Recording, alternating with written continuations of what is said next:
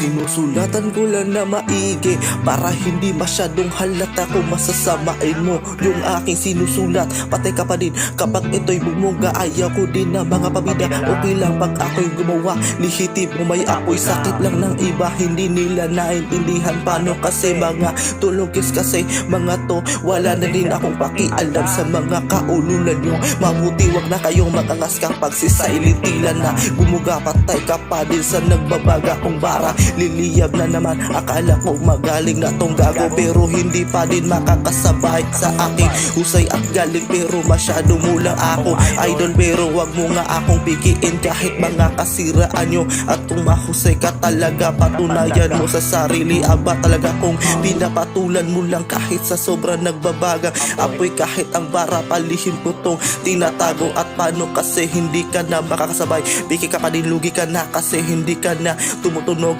Aba kung mahal mo, suliin mo yung masasakit na pinagsasabi mo. At mo malalaman ang hip hop ay palakas pa ng palakas. Hindi mo na ako masisita dahil di ka naman tunay. Masakit pa magsalita pero wala na akong pakialam sa'yo kahit magagalit ka sa'kin. At kung wala ka na magawa, wag ka na magulo, okay na tap ka na. Wala na akong pakialam sa'yo, gago ka kahit anong gagawin mo sa'kin. At kung magaling ka na talaga, patunayan mo na hindi mapuputol yung mga linya na pinapaapoy mo. At bumabaliktad ako na at tatapos ko yung beat na pinapatugtog ako na tatapos lahat ng inihapag nyo sa akin. Na kahit ganito yung bara ko, wala ka nang pakialam nun. At kung dito lang muna ako sa rima kong galing ba ng puro kita. Batang Mindanao, di madali matandog, permiting sulido ni batang gaagi sa daghang problema.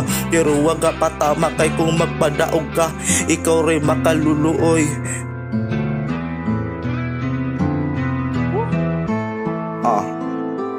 It's your boy Silent Tila, 44 Rap Challenge.